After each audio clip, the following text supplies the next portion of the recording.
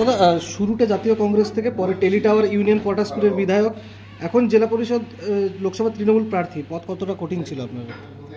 নিশ্চিতভাবে রাজনৈতিক জমি তো কখনো সোজা নয়। তার কারণ আমার বাবা এমপি নয়, আমার বাবা এমএলএ নয়, আমার বাবা ব্লকের সভাপতি নন। আমি নিখিল ভারত জাতীয় কংগ্রেসের ছাত্র সংগঠন ছাত্র পরিষদের পতাকা নিয়ে রাজনৈতিক জীবন শুরু করেছি।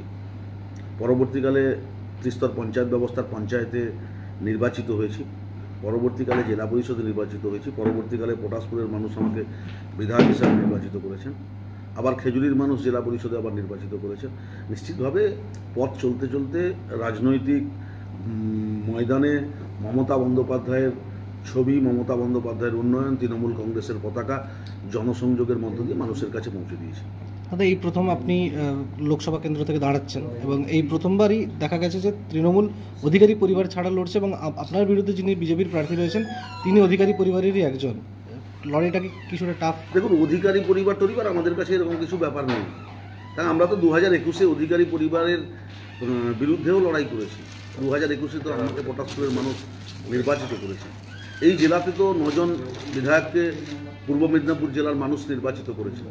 এই লোকসভা নির্বাচনে 2টো লোকসভার আসন আমাদের দৃঢ় বিশ্বাস, আমাদের আস্থা, ভরসা, বিশ্বাস মমতা বন্দ্যোপাধ্যায়ের উন্নয়ন মানুষের কাছে পৌঁছেছে। মানুষ ঘাসের ওপর জোড়া ফুল প্রতীকেই ভোটদান করবেন, আর 2টো লোকসভায় তৃণমূল কংগ্রেসের প্রার্থী জয়লাভ করবেন।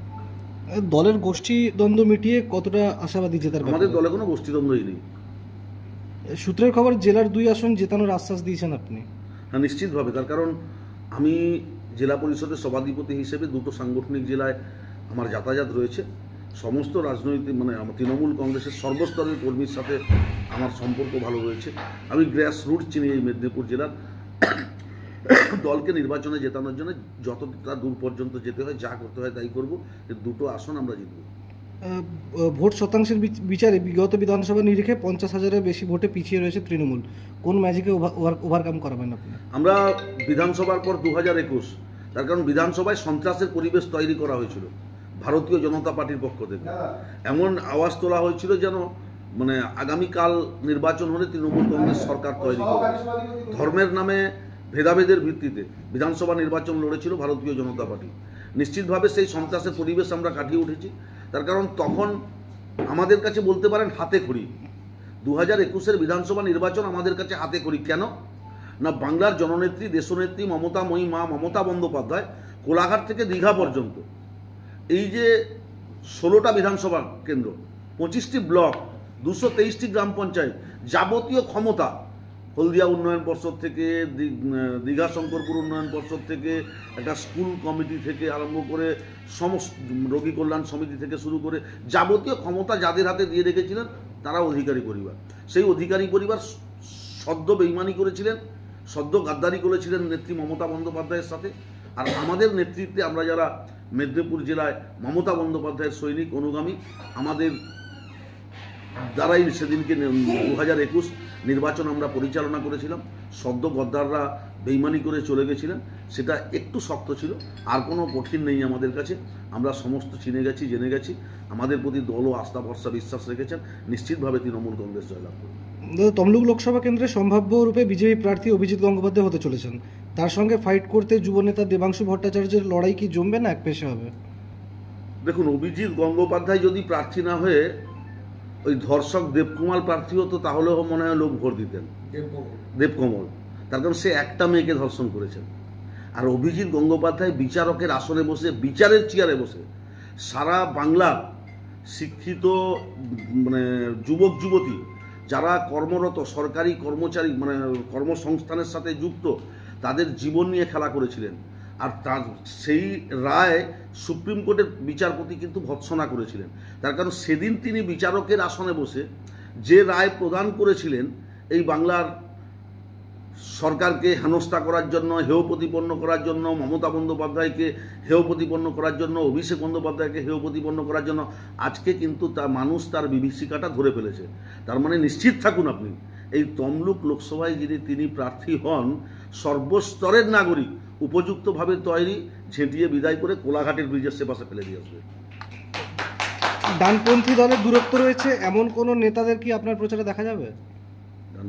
ডানপন্থী দলের দূরত্ব রয়েছে, দলের সাথে দূরত্ব রয়েছে এমন কোনো নেতাকে আপনার সাথে প্রচারে দেখা যাবে? দেখুন, আমাদের সাথে তো দলের দূরত্ব সেরকম কারণ নেই। তার কারণ পূর্ব মেদিনীপুর জেলায় আমরা নেতৃত্ব দিই যারা, আমাদের নেত্রী মমতা বন্দ্যোপাধ্যায় প্রশাসনিক সভার আগে সাংগঠনিক নেতাদের নিয়ে বসছিলেন, সেদিনও বলে গেছেন সর্বস্তরের নেতাকর্মীরা ঐক্যবদ্ধভাবে লোকসভা নির্বাচন করবেন। আমাদের কাছে কারোর সঙ্গে দূরত্ব নেই।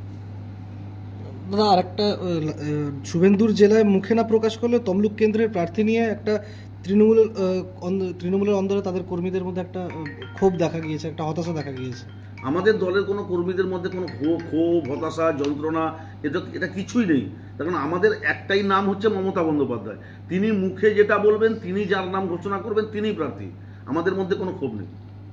আপনার বাড়ির বাথ ফিটিংস এন্ড স্যানিটারি পছন্দের সেরা ঠিকানা এখন নিমতৌড়ি মেশন স্টোরে। জাকুয়ার অ্যান্ড ইস্কো সাউথ বেঙ্গলের সবথেকে বড় ডিসপ্লে সেন্টার এখন নিমতৌড়িতে। আপনার বাথরুম সাজিয়ে তুলুন Jaquar and IISCO complete bathroom solution দিয়ে। যোগাযোগের ঠিকানা নিমতৌড়ি মেশন স্টোর, ডিএম অফিসের বিপরীতে। কল করুন 7719356412 এই নম্বরে। শর্তাবলী প্রযোজ্য। নিজের বাড়ি মানেই মাথার উপর নিশ্চিন্ত ছাদ। ছাদকে রক্ষা করুন রোদ বৃষ্টির যাবতীয় প্রকোপ থেকে।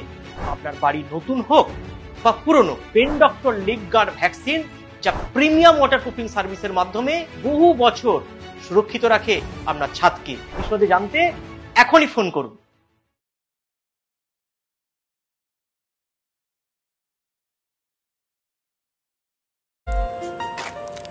আপনার বাড়ি কিংবা অফিস সাজিয়ে তুলুন সাউথ এশিয়ার সবথেকে বড় ফার্নিচার প্রস্তুতকারক দামরো অ্যান্ড পিয়েস্ট্রা ফার্নিচার এখন নিমতৌড়িতে।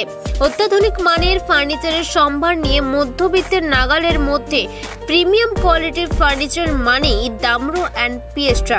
যোগাযোগের ঠিকানা নিমতৌড়ি মেশন স্টোর, ডিএম অফিসের বিপরীতে। কল করুন 7719356412 এই নম্বরে। শর্তাবলী প্রযোজ্য। বন্ধ্যাত্ব কোনো অভিশাপ নয়, এটি চিকিৎসার মাধ্যমে নিরাময় সম্ভব। পূর্ব মেদিনীপুরের সর্বপ্রথম টেস্ট টিউব বেবি সেন্টার এখন তমলুকে।